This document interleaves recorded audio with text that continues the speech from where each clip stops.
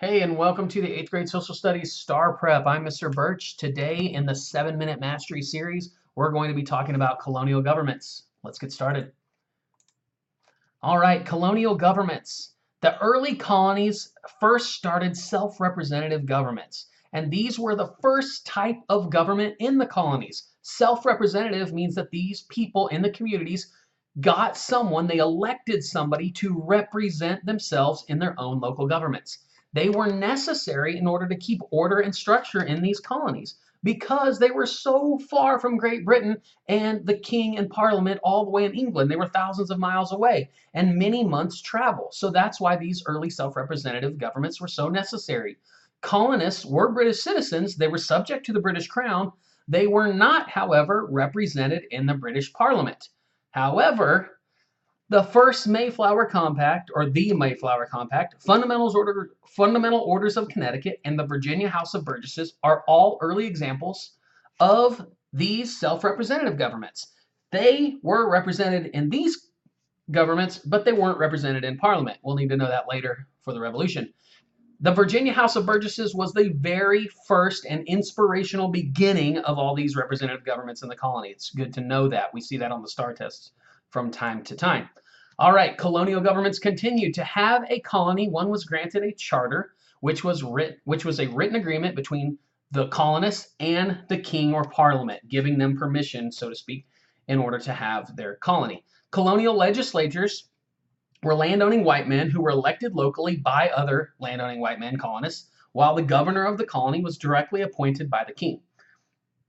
Town meetings were an early example of locals making decisions for themselves about their own communities. All right, economics in these colonies. So salutary neglect. This is a term that we hear every once in a while on a STAR test. It's the British government essentially neglecting the colonists. They said, okay, you can have your colony, you can have your own little self-representative governments, you do what you want, long as you don't bother us, we're good. And this was great for the colonists until it ended. It ended with some things, or it started to end with things like mercantilism. That's the British rules and regulations on the colonists, essentially saying you're going to only trade with us, the British Empire, and you're only going to buy and sell with us, really limiting their ability to be a sovereign nation where they could trade with other countries. This, of course, upset the colonists because, well, it limited their ability to make money or to buy things at a cheaper price. They could only trade with their mother country, Great Britain. So, after the French and Indian War, you have the Proclamation of 1763. It was the end of salutary neglect when the Kingdom of England basically said, you are now going to be taxed because of war debt. And so they no longer neglected the colonists, and this didn't work out so well for the colonists. They began to become upset. We know what happened after that, or you will if you haven't watched that video yet. Religion and government. So Lord Baltimore organized the colony of Maryland. The way that I remember how this colony's religious system worked is that Maryland was one of the few safe havens for Catholics. Most of the other colonies were essentially for Puritans, Pilgrims, Separatists. They were all part of the Protestant Christian faith. But Maryland was a safe haven for Catholics. Think about this. In Catholicism, Mother Mary is very important. She's a very key person in the faith. And so I think of Maryland, Maryland, Mother Mary, Catholicism. All right, Thomas Hooker founded the colony of Connecticut in 1636 after arguing over Puritan rules in Massachusetts. Massachusetts was very, very strict Puritan government, and he felt like it should be a little different. He formed Connecticut, and in his colony, he gave right to vote to people regardless of whether they were members of the church. So this was kind of a new concept. Roger Williams shortly thereafter established the colony of Rhode Island in 1644, and this colony was known for an idea of separation of church and state. Again, a new concept.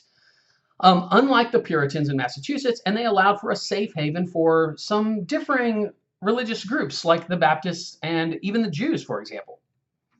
All right, let's move on to some practice questions. One thing I do want to clarify, not every colony was established for religious freedom. Many colonies were established for financial gain, like Virginia and Jamestown, for example. They were established for financial gain. All right, when we do these practice questions, I do want to clarify, I'm going to read the question And then it's probably good for you to hit pause just for a moment or two so you can figure out the answer on your own. I'm going to move quickly. You probably need to have the pause button ready so that you can pause it, come up with your own answer before you see me answering the question. Here we go. Lord Baltimore organized the colony of Maryland in 1633. Thomas Hooker founded the colony of Connecticut in 1636. Roger Williams established the colony of Rhode Island in 1644. The colonies in this list were founded primarily to offer settlers a greater degree of what? Religious freedom. All three of these colonies were established for religious freedom, essentially. All right, the Mayflower Compact, the charter establishing the Virginia House of Burgesses, the Fundamental Orders of Connecticut. Which factor most contributed to the creation of the documents on this list? Again, press pause if you need to. I'm moving on. Yeah, the distance of the colonies from Great Britain. We know that these initial colonial self-representative governments were formed because they were so far from Great Britain. They needed their own government in lieu of having a local government. Virginia House of Burgesses held its first meeting in 1619, had the power to make laws for the colony, was the first colonial assembly of elected representatives. Which statement explains the significance of this colonial institution? The assembly served as a model for other colonial legislators.